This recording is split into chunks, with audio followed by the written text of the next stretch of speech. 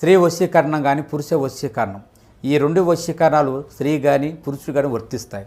మనం చెప్పిన మాట వినకపోయినా మన దగ్గరికి వచ్చే విధంగా, మనం మాటకి గౌరవించే విధంగా, మనం రమ్మంటే రావాలి, పొమ్మంటే పోవాలి, కూర్చుంటూ కూర్చోవాలి, లెమ్మంటే లేవాలి, మనం చెప్పిన మాట గౌరవించి మనం పెళ్లి చేసుకోవాలనే విధంగా కూడా స్త్రీ వశీకరణ కానీ పురుష వశీకరణం కానీ ఉంటుందమ్మా.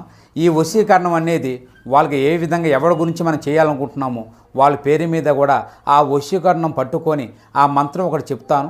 ఆ మంత్రం మీరు జపించగలిగారంటే ఆ వశీకరణం పట్టుకొని ఆ మంత్రం జపిస్తే 11 రోజుల్లో ఆ వ్యక్తి, నువ్వు ప్రేమించిన వ్యక్తి కానీ, అమ్మాయి కానీ, అబ్బాయి కానీ 11 రోజులు మీ దగ్గరికి వచ్చేది ఖచ్చితంగా గ్యారెంటీగా జరుగుతుంది. రాత్రి 11:25 ఒక సీరియస్ మ్యాటర్ తెలుస్తుంది. ఏమిటి ఆ విషయం, ఏం జరగబోతుంది, అన్ని వివరాలు ఒక్కొక్కటిగా వీడియోలో చూసి తెలుసుకుందాము. వీడియో మీకు నచ్చినట్లయితే తప్పకుండా ఒక చిన్న లైక్ అయితే చేసి మమ్మల్ని సపోర్ట్ చేయండి. ఇక ఆలస్యం లేకుండా వీడియోలోకి అయితే వచ్చేద్దాము. ఈ రాశి వారికి ఎన్నో వడిదుడుకులు ఉంటాయి, ఎదుర్కొని పై స్థాయికి వస్తున్నారు.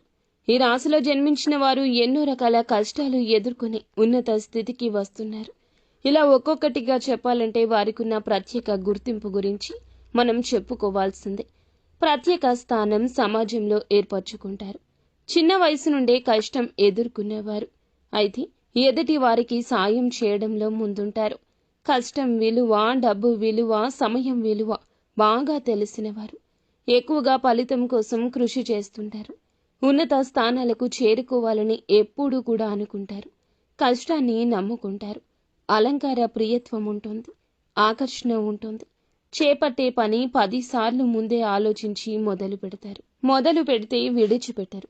ఎప్పుడూ జీవితాన్ని పోటీగా తీసుకుంటారు.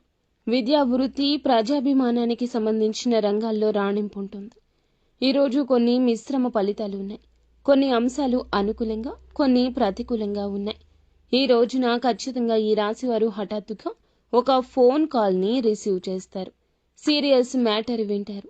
చాలా రోజులుగా ఎదురు చూస్తున్న సమస్యకు పరిష్కారం కూడా దొరుకుతుంది. సాధ్యం కాదు అనుకున్న పని సాధ్యపడుతుంది. మీకు ఒక ఆలోచన వస్తుంది, దానికి సంబంధించి చక్కటి ప్రణాళిక వేస్తారు. ఆ ఫోన్ ద్వారా ఒక చెడు వార్త వినబోతున్నారు. మీ బంధువులకు సంబంధించిన ఒక చెడు వార్త ఈ సమయంలో రావచ్చు. ఇరుగు పొరుగు కావచ్చు, మీ చుట్టాలు కావచ్చు, మీ తోబుట్టువులు కూడా కావచ్చు. వారి ఆరోగ్యం బాగోలేదంటూ ఈ రోజున ఖచ్చితంగా ఆ వార్త అందుతుంది.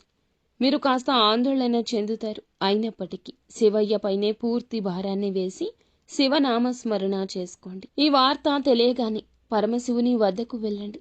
మీరు మీ యొక్క గోడు చెప్పుకోండి. కష్టం మీ వద్దకు రాకుండా పరమశివుడు కట్టిపడేస్తాడు. అలాగే ఈరోజు మిగతా అంశాలు చూస్తే శుభ ఫలితాలు ఉన్నాయి. అవతల వ్యక్తులు ఎవరైతే ఉన్నారో ఈ నష్టాన్ని పొందకుండా భగవంతుడు చక్కటి ఆశీర్వాదం కలగజేస్తాడు. పనుల్లో అలసత్వం అస్సలు వహించొద్దు. ఈరోజు ఏ పని వాయిదా వేయొద్దు. ఆచితూచి కూలంకషంగా 1కి 10 సార్లు ఆలోచించి నిర్ణయం తీసుకుని ముందుకు సాగండి. వచ్చే ప్రతి అవకాశం చిన్నదైనా మీరు వాయిదా వేయకుండా సద్వినియోగం చేసుకోండి. ఎవరో ఏదో చెప్పారని వారి మాటలు ఆలకించే యత్నం చేయొద్దు. దూరదృష్టితో ఆలోచించండి, మీకే అంతా అవగతమవుతుంది. విద్యా, వృత్తి, వ్యాపార పరంగా కూడా మేలిమి శుభవార్తలే అందుకోబోతున్నారు. నిత్యము సుబ్రహ్మణ్యేశ్వర స్వామి ఆరాధన చక్కటి ఫలితాలు కలగచేస్తుంది.